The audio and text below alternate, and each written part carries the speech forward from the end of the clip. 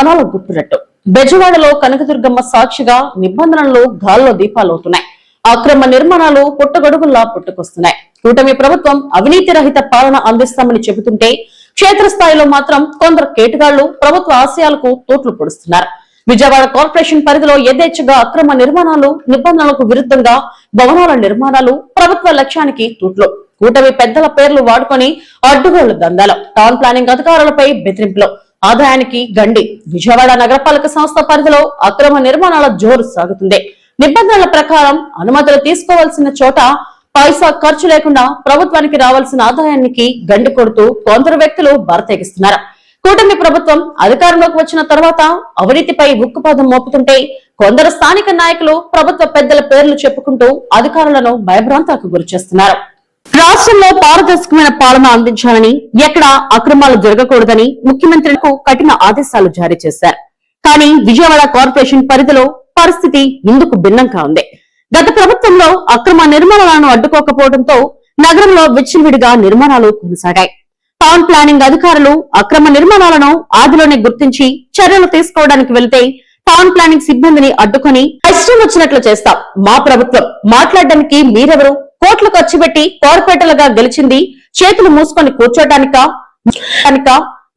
మీ దుఃఖున్న చోట చెప్పుకోండి అని అసభ్య పదజాలంతో అధికారులపై తిరగబడిన సంఘటనలు కోకొల్లలో. కూటమి ప్రభుత్వం అధికారం చేపట్టిన నాటి నుండి అవినీతి రహిత పాలనను అందిస్తూ సిఫార్సులకు ఏమాత్రం తావు లేకుండా పారదర్శకమైన పాలన అందించాలని ముఖ్యమంత్రి చంద్రబాబు నాయుడు ఉన్నత అధికారులను, మంత్రులను, ఎమ్మెల్యేలను గట్టిగా ఆదేశించారు. నాటి నుండి నగర వ్యాప్తంగా అక్రమ నిర్మాణాలకు దాదాపుగా ఫుల్ స్టాప్ పడింది. కొంతమంది అవినీతి పరులు, కొంతమంది అధికారులను తమ చెప్పు చేతల్లో పెట్టుకుని నిబంధనలకు విరుద్ధంగా నిర్మాణాలు చేపట్టారు. ఇదే విషయం ఇంటెలిజెన్స్ ద్వారా తెలుసుకున్న ముఖ్యమంత్రి చంద్రబాబు నాయుడు మున్సిపల్ శాఖ మంత్రి నారాయణ ఏసీబీ అధికారులకు ఎంక్వైరీ చేయమని ఆదేశించగా విజయవాడ వ్యాప్తంగా దాదాపు 200 పైన నిబంధనలకు విరుద్ధంగా నిర్మించిన నిర్మాణాలను గుర్తించి చట్టపరమైన చర్యలు కూడా తీసుకున్నారు. ఈ అక్రమ నిర్మాణాలలో సింహభాగం ఎమ్మెల్యేలు, వారి అనుచరుల సిఫార్సులతో నిర్మించినవని తేల్చారు. Rule is rule, rule for all అన్న మాటకు నిలువెత్తు నిదర్శనంగా నిలబడిన ప్రభుత్వ పెద్దలు అన్నిటిపై చర్యలు తీసుకున్నారు. నెల రోజులు తిరగక ముందే అక్రమార్చన అలవాటు పడిన చోటా నాయకులు, అధికారులు కళ్లు కప్పి సెలవు దినాలలో అక్రమ నిర్మాణాలకు తెరలేపారు. ఇది గుర్తించిన ప్లానింగ్ సెక్రటరీ, ఇన్ఛార్జ్ బిల్డింగ్ ఇన్స్పెక్టర్లు అక్రమ నిర్మాణాలపై చర్యలు తీసుకోవడానికి వెళ్లిన సమయంలో అధికారులు భయభ్రాంతులకు గురిచేసి మా మాట వినకపోతే మీ అంత చూస్తామని బెదిరిస్తున్నారని వాపోతున్నారు. నిర్మాణాలను తనిఖీ చేయాల్సిన టౌన్ ప్లానింగ్ అధికారులు అటువైపు వెళ్లాలంటేనే వెడికిపోతున్నారు. మేము పై స్థాయి నాయకుల మనుషులం, మా జోలికి వస్తే బదిలీలు చేయిస్తామంటూ బెదిరింపులకు దిగుతున్నారు. దీంతో అధికారులు మిన్నకుండి పోవాల్సి వస్తుంది. ఫలితంగా కార్పొరేషన్ ఖజానాకు చేరాల్సిన కోట్ల రూపాయల ఫీజులు, పెనాల్టీలు పక్కదారి పడుతున్నాయి. కూటమి ప్రభుత్వంపై ప్రజల్లో ఉన్న నమ్మకాన్ని కొందరు స్వార్థపరులు క్యాష్ చేసుకుంటున్నారు. పార్టీ జెండాలను, పెద్దల పేర్లను అడ్డుపెట్టుకుని అక్రమ కట్టడాలకు శ్రీకారం చుడుతున్నారు. దీనివల్ల ప్రభుత్వానికి చెడ్డ పేరు తాజాగా భారతీనగర్ లో G+2 కి పర్మిషన్ తీసుకుని అదనంగా మరొక భారీ అంతస్తు నిర్మాణం పనులు చక్కగా సాగాయి.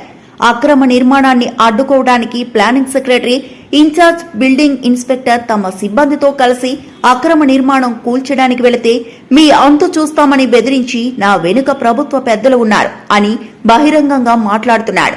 చేసేదేమీ లేక ప్లానింగ్ సిబ్బంది వెనుతిరగాల్సిన పరిస్థితికి నెలకొంది. బెజవాడలో ఉద్యోగం చేయాలంటేనే కష్టంగా ఉందని పలువురు ప్లానింగ్ సెక్రటరీలు వాపోతున్నారు.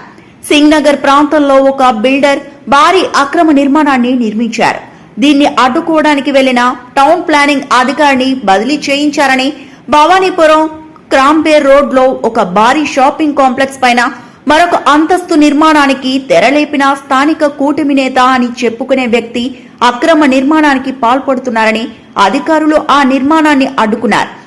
ఏమైందో తెలియదు కానీ వారం రోజులు తిరగకముందే అక్రమ అంతస్తు పనులు చకచకా సాగుతున్నాయి. Bhavanipuram church centre housing board కాలనీలో ఒక భారీ కమర్షియల్ షెడ్ నిర్మాణాన్ని అధికారులు అడ్డుకున్నారు. ఈ షెడ్ విషయంలో అధికారులపై తీవ్ర ఒత్తిడి చేస్తున్నట్లు సమాచారం. ఇలా చెప్పుకుంటూ పోతే నగర వ్యాప్తంగా కోకొల్లలుగా ఉన్న అక్రమ నిర్మాణాలను ప్రోత్సహిస్తున్న చోటా నాయకుల వల్ల ప్రభుత్వానికి చెడ్డ పేరు రావటమే కాకుండా నగర ప్రణాళిక మొత్తం అస్తవ్యస్తంగా మారుతోంది.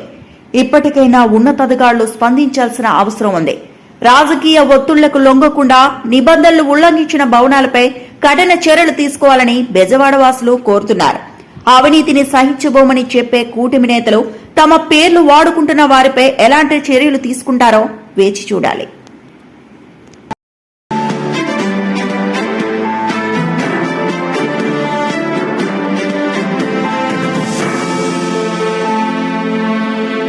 Welcome to Satya TV Telugu. లోక రక్షకుడు ప్రభువైన యేసుక్రీస్తు మరణాన్ని జయించి తిరిగి లేచిన ఈస్టర్ పండుగను పురస్కరించుకొని కోనసీమ వ్యాప్తంగా క్రైస్తవ ఆలయాలు భక్తి భావంతో మారుమోగాయి. ముఖ్యంగా కొండలంకలోని ప్రసిద్ధ జపమాల మాత దేవాలయంలో ఈస్టర్ మహోత్సవాలను అత్యంత వైభవంగా నిర్వహించారు.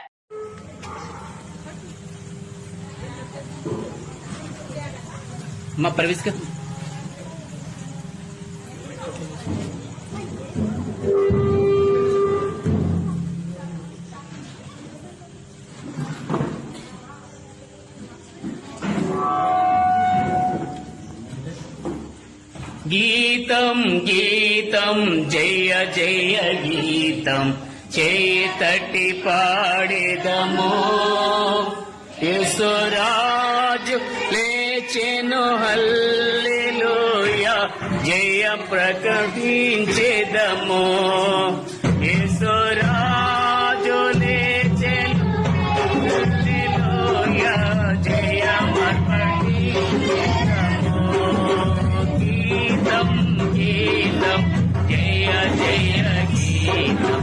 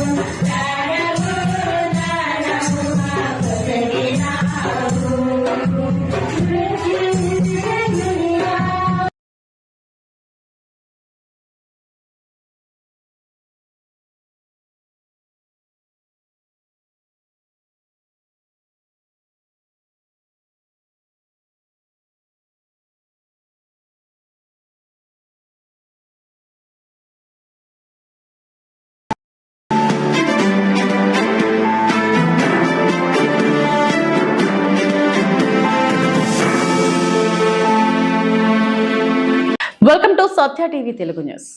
లోకరక్షకుడు ప్రభువైన యేసుక్రీస్తు మానవాళి పాప విముక్తి కోసం ప్రాణత్యాగం చేసిన గుడ్ ఫ్రైడేను పురస్కరించుకొని మైలవరంలో క్రైస్తవ విశ్వాసులు శిలువ మార్గంలో పాల్గొన్నారు. పట్టణ వీధుల్లో జరిగిన ఈ భారీ ఊరేగింపులో వందలాది మంది భక్తులు పాల్గొని క్రీస్తు పడిన శ్రమలను స్మరించుకున్నారు. క్రీస్తు త్యాగానికి చిహ్నమైన గుడ్ ఫ్రైడే సందర్భంగా మైలవరంలో ఆధ్యాత్మిక వాతావరణం నెలకొంది. స్థానిక కథోలిక విచారణ ఆధ్వర్యంలో అత్యంత భక్తి శ్రద్ధలతో బహిరంగ పరిశుద్ధ శిలువ మార్గం నిర్వహించారు. ఈ పవిత్ర కార్యక్రమంలో మైలవరం విచారణ గురువులు రెవరెండ్ ఫాదర్ అనిల్ ఫ్రాన్సిస్ గారు మరియు అతిథి గురువులు ఫాదర్ జోజిరెడ్డి ముఖ్య అతిథులుగా పాల్గొన్నారు. శిలువ మార్గంలోని ప్రతి స్టేషన్ వద్ద గురువులు క్రీస్తు శిలువ మరణం వెనుక ఉన్న అంతరార్థాన్ని, ఆయన చూపిన క్షమాగుణాన్ని భక్తులకు వివరించారు. పట్టణ ప్రధాన వీధుల గుండా సాగిన ఈ ఊరేగింపులో పెద్ద సంఖ్యలో క్రైస్తవ సోదర సోదరీమణులు పాల్గొన్నారు. క్రీస్తు పడిన శ్రమలను వర్ణిస్తూ వారు పాడిన పాటలు, చేసిన జ్ఞాన ప్రార్థనలు అందరిలో భక్తి భావాన్ని నింపాయి. తండ్రి, వీరేమి చేయుచున్నారో వీరికి తెలియదు, వీరిని క్షమించు అంటూ క్రీస్తు పలికిన 7 మాటలను ఈ సందర్భంగా భక్తులు స్మరించుకున్నారు. ఎండను సైతం లెక్క చేయకుండా వృద్ధులు, మహిళలు, యువత భారీగా తరలివచ్చారు.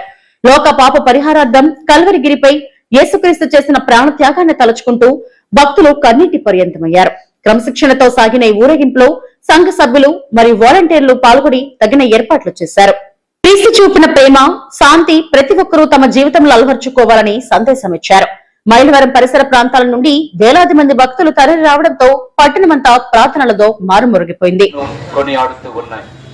ఈ గుడ్ ఫ్రైడే యొక్క విశిష్టత, ఆ క్రీస్తునాథుడు లోక రక్షకుడై మనుష్యుడై మానవుల మధ్యన జన్మించి మానవుల యొక్క పాప విమోచనము కొరకు రక్షణార్థమై తన యొక్క దైవత్వాన్ని తగ్గించుకొని, తనను తాను పూర్తిగా తగ్గించుకొని ఒక అచేతనమైనటువంటి మనిషి వలె ఆ యొక్క సిలువను మోస్తూ మానవుల యొక్క చేతిలో నలిగిపోతూ ఆ సిలువను తన భుజం మీద మోస్తూ తలపై ముళ్ళ కిరీటాన్ని ధరించి అవమాన భారాన్ని పొందుకుంటూ ఆ యొక్క కల్వరి కొండ మీద తన ప్రాణాన్ని ధారపోయడం, మనుషులందరి యొక్క రక్షణార్థమై వారికి నిత్య జీవితాన్ని దయచేయడానికై ఈ యొక్క సిలువ మరణాన్ని ప్రభు పొందుకుంటూ ఉన్నారు. ప్రియబిడ్డలారా, ఆ దేవుని యొక్క కుమారుడు ఈ సిలువ మరణాన్ని పొందుకున్నారు అంటే ఇంకొక విధంగా మనుషులను పాపముల నుంచి రక్షించలేక కాదు, విమోచించలేక కాదు. అయినప్పటికీ కూడా ఆ ప్రభు ఈ మార్గాన్నే ఎంచుకున్నారు అంటే తనను ఎంతగా తగ్గించుకున్నారో, తన యొక్క ప్రజలను ఎంతగా ప్రేమించారో, వారి కొరకై తన యొక్క ప్రాణం రక్తమును చిందబోయడానికి కూడా ఆయన సిద్ధపడ్డారు మనకు అర్థమవుతూ ఉంది. ఈ యొక్క గుడ్ ఫ్రైడే యొక్క సందేశం, ఆ ప్రభువుని నమ్మి విశ్వసించే ప్రతి ఒక్కరూ కూడా అటువంటి తగ్గింపుతనాన్ని, ఆ సిలువ మార్గాన్ని అనుసరించడానికి ప్రతి ఒక్కరు కూడా సిద్ధపడాలి. ఆ సిలువ మార్గమే విశ్వాసుల యొక్క మార్గము అని, ఆ సిలువ మార్గమే క్రైస్తవుల యొక్క మార్గము అని ప్రభు బోధిస్తూ ఉన్నారు. ఇక రెండవది ప్రేమికులారా, ఆ ప్రభు సిలువలో వేలాడుతూ ఆయన, తండ్రి, వీరు చేయుచున్నదేమో వీరెరుగరు, వీరిని మన్నించండి అని ప్రభు పలుకుతూ ఉన్నారు. ప్రేమికులారా, ఆ యొక్క సిలువ మీద వేలాడుతూ ఆయన మనలను శపించేటటువంటి అధికారము కలిగినటువంటి వాడు. మనుషులను, ఈ యొక్క మనుషులు నన్ను అన్యాయంగా శిక్షిస్తూ ఉన్నారు, ఓ తండ్రి, వీరందరూ నాశనమైపోవాలి అని శపించేటటువంటి అధికారం ఆయనకు ఉన్నది. అయినప్పటికీ కూడా వీరిని మన్నించండి అని ఆ ప్రభు పలుకుతూ ఉన్నారు. ఆ సిలువ మీద అంతటి ఘోరమైన శిక్షను, మరణాన్ని, అంతటి ఘోరమైనటువంటి అవమానాన్ని పొందుకుంటూ మానవ జాతిని, మనందరి యొక్క తప్పిదాలను మన్నించండి అని ఆ ప్రభు పలుకుతూ ఉన్నారు. ప్రియబిడ్డలారా, ఇది మీరు నేను ఆచరించవలసినటువంటి అత్యంత ముఖ్యమైనటువంటి విషయం. మన జీవితాలలో ఇతరులకు మన్నింపును దయచేయడం, వారు మన ఎడల ఏ విధంగా ప్రవర్తించినా మన్నించగలిగేటటువంటి ఒక గుణాన్ని మనందరము కూడా అలవరుచుకోవడం. కాబట్టి ప్రియబిడ్డలారా, ఆ గుడ్ ఫ్రైడే ఈ రోజున మనం అందరము కూడా కొనియాడుతూ ఉండగా ఆ సిలువను ఈ ప్రపంచానికి ఒక మార్గముగా దేవుడు మనకు ఏర్పాటు చేసి ఉన్నారు. మనందరము కూడా ఆ సిలువ యొక్క పవిత్రతను, ఆశీర్వాదాన్ని పొందుకుందాం. అదే విధంగా మనుషులమైన మనం ఒకరి ఎడల ఒకరు ప్రేమను కలిగి మన్నింపును కలిగి ఆ మన్నింపు తత్వాన్ని ఈ మానవాళికి ప్రపంచానికి అందచేయడానికి ప్రయత్నం చేద్దాం. ఈ గొప్ప విశ్వాస సుగుణాలు లక్షణాలు మనందరము కూడా పొందుపరుచుకోవాలని ఈ గుడ్ ఫ్రైడే రోజున ప్రత్యేకంగా ప్రార్థించుకుందాం. అందరం శతములు వంచి ఒక చిన్న ప్రార్థనను చేసుకుందాం. Praise the lord.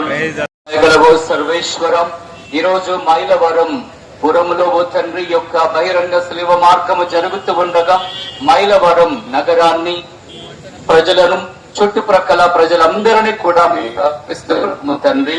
ఓ ప్రభువా, వీరందరినీ కూడా దీవించి వారి కుటుంబాలను ఆశీర్వదించండి. ప్రతి కుటుంబంలో సమాధానం, శాంతి, ఆయురారోగ్యములు నిండు నూరంతగా ప్రస్తావించండి. ఈ రోజున ఈ శిలువ మార్గములో పాలు పంచుకుంటూ ఉన్న ప్రతి బిడ్డను కూడా ఆశీర్వదించి మీ కరుణా కటాక్షములు వారి జీవితంలో నిండుగా మెండుగా దయచేయండి. ఓ తండ్రి, ఈ రోజున ప్రతి బిడ్డ కూడా మీ ప్రియ బిడ్డగా సాక్షిగా ముందుకు నడిచే విధంగా దీవించమని ఈ మనవులను మనాదురైన క్రీస్తు ద్వారా అడిగి వేడుచున్నాము తండ్రి. ప్రభువు మీతో ఉండును గాక. సర్వశక్తి గల సర్వేశ్వరుడు పితా, పుత్ర, పవిత్రాత్మ మిమ్మందరినీ, మైలవరం పుర ప్రజలందరినీ దేవా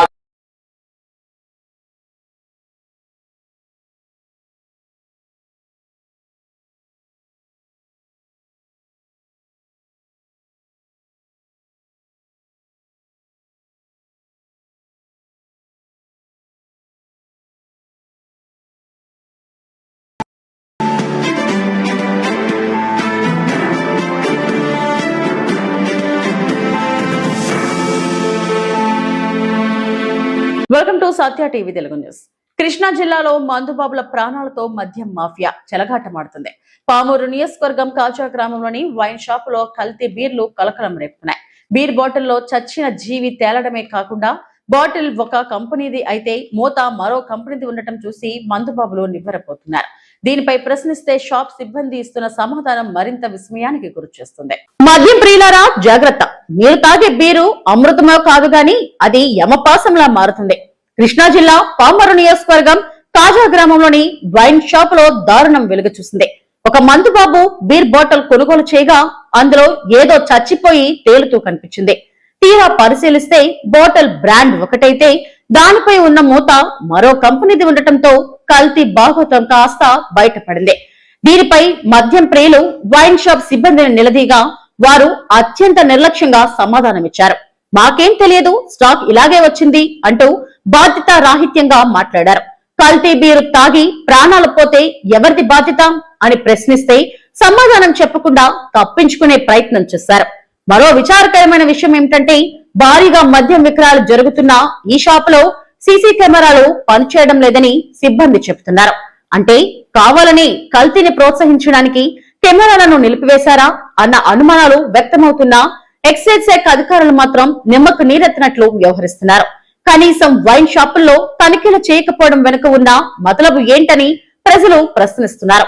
ప్రభుత్వ ఖజానా నింపుతున్న మందుబాబుల ప్రాణాలంటే అధికారులకు లెక్కలేదా అని ఆగ్రహం వ్యక్తం చేస్తున్నారు. ఇప్పటికైనా ఉన్నతాధికారులు స్పందించి కాజా వైన్ షాపుపై చర్యలు తీసుకోవాలని స్థానికులు డిమాండ్ చేస్తున్నారు. కాజా గ్రామంలో జరిగిన ఈ ఘటన ఇప్పుడు జిల్లా వ్యాప్తంగా చర్చనీయాంశమైంది. కల్తీ మద్యం అమ్మకాలపై ప్రభుత్వం కఠినంగా వ్యవహరించకపోతే పెద్ద ప్రమాదం జరిగే అవకాశం ఉందని సామాజిక కార్యకర్తలు హెచ్చరిస్తున్నారు.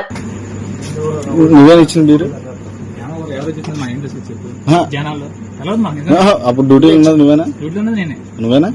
ఎందుకు ఇచ్చావు బీరు? నువ్వు ఎట్టా పెట్టావు బీరు? కాదన్నా, ఇది తెలియట్లేదా? ఎన్ని రోజులు అవుతుందా బీరు? పైన ఉంది మూత. చూడకుండా నువ్వు బీరు దాంట్లో ఎందుకు నువ్వు అది పక్కన పెట్టింది కాదుగా, ఫ్రిడ్జ్ లో పెట్టిందేగా. ఫ్రిడ్జ్ లో ఎందుకు పెట్టావు? ఫ్రిడ్జ్ లో ఎందుకు పెట్టావు అంటున్నా. మాకు ఎందుకు వచ్చిందన్న? తాగి చచ్చిపోతే ఏంటి పరిస్థితి?